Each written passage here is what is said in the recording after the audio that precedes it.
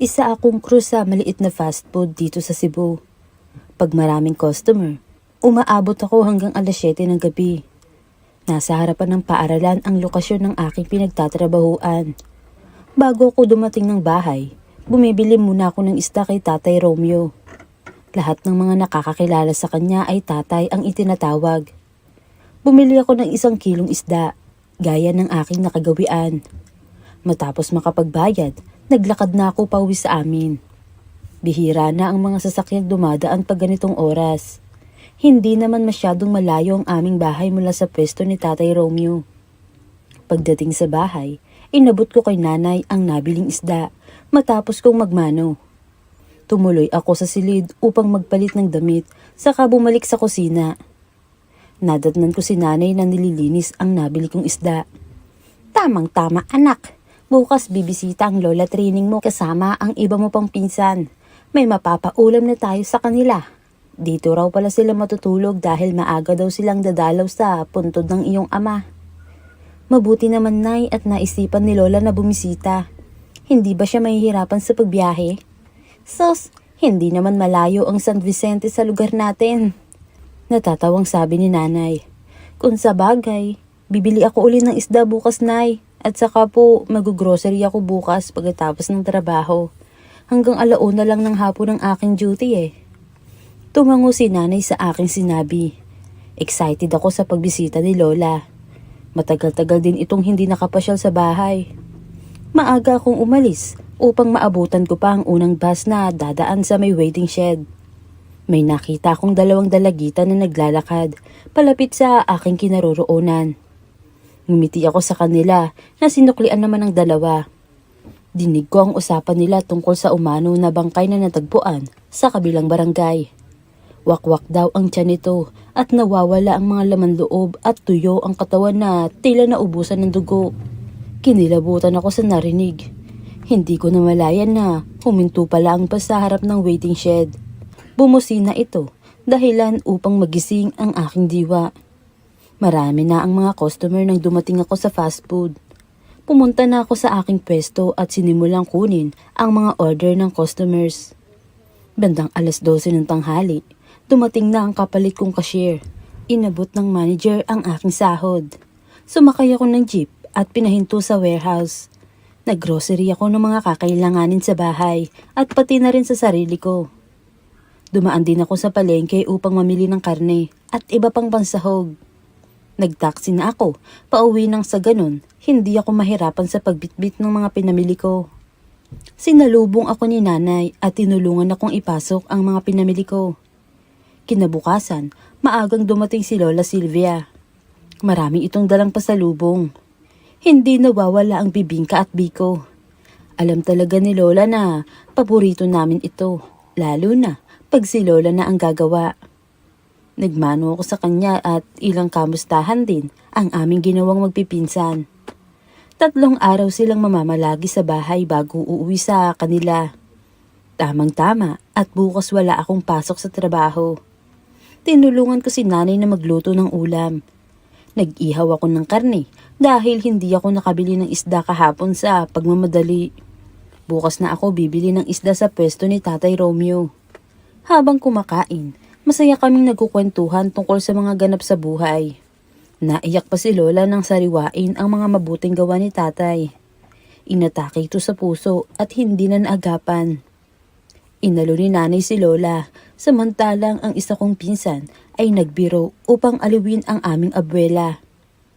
Kinagabihan, kinuha ko ang gitara at bitbit ng isa kong pinsan ang 2 galon ng tuba. Maagang pumasok sa silid ang 2 matanda. Nagkakatuwaan kaming magkantahan. Tanging ang bilog na buwan ang nagsisilbing naming ilaw sa labas.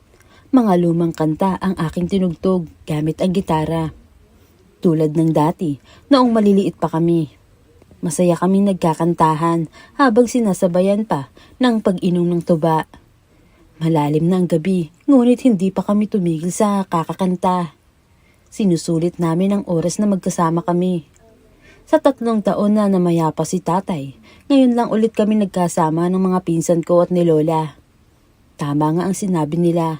Tanging ang oras ang magsasabi kung kailan maghihilom ang sugat ng kahapon. Si Fred ang unang nalasing sa amin. Nagtawanan kami dahil nagsimula na itong sumayaw habang panay ang halakhak.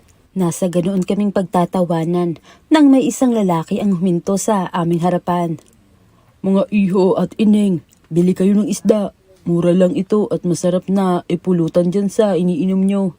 Tignan nyo, sariwa pa ang mga ito. Ito na lang ang natira kaya ubusin nyo na. Lumapit ako sa balde at tinignan ang kanyang isda.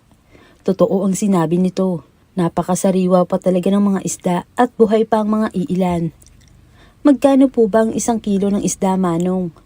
100 na lang ito lahat, ineng. Sige na, bilhin mo na to nang makauwi na rin ako sa kabilang barangay. Masarap itong gawing pulutan dyan sa iniinom nyo. Saglit lang po, Manong, ha? Pumasok ako sa bahay at kumuha ng pera sa aking bag. Tulog na sila nanay at lola. Binigyan ko ng 200 ang matanda. Manong, ito ang bayad. Aba, sobra ito, ineng. 100 lang ito lahat. Nang sa ganun, maubos na ang mga paninda kong isda. Pangdagdag nyo na ho yan. Salamat, ineng. O siya, salamat, ineng. Tutuloy na ako. Nginitian ko ang matanda. Inihatid ko ito ng tanaw hanggang sa mawala ito sa aking paningin. Napakamura ng isdang ibinebenta niya. Bumalik ako sa aking mga pinsan at tinanong kung mag-iihaw ba kami ng isda. Huwag na, Lisa. Madaling araw na at medyo tinamaan na ako sa iniinom natin. Natatawang sabi ni Ali. Sumang-ayo naman ang iba kong pinsan dahil hindi na nila kaya. Natatawang tumingin ako sa kanila. Pumasok na sila sa loob samantalang naiwan kaming dalawa ni Isabel. Kami na ang nagdala sa mga naiwang gamit sa labas. Pagpasok namin sa loob, bigla akong natigilan ng umihip ang malamig na hangin. Nakaramdam ako ng kilabot. Nagulat pa ako nang tapikin ako ni Isabel. Ayos ka lang, Lisa? Tumango lang ako. Pinauna ko na siyang pumasok sa aking silid. Kailangan ko pa kasing linisin ang mga isdang binili ko. Ang bilis ng oras, 2:00 na ng madaling araw. Hindi pa ako nakapagsimulang maglinis nang lumabas sila lola ng silid. Magkapareho talaga si lola at nanay. Palagi itong maagang gumigising. Katuwiran ni nanay, nasanay na ang katawan niya dahil maaga silang gumising noong mga nagtatrabaho pa ito sa Saudi bilang katulong.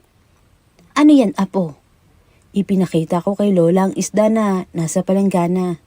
Nanlaki ang mga mata nito at napatakip ng ilong. Tahimik lang si lola na nakamasid sa amin. Inutusan na niya akong linisin ang mga isda. Nag-init si mama ng tubig sa heater.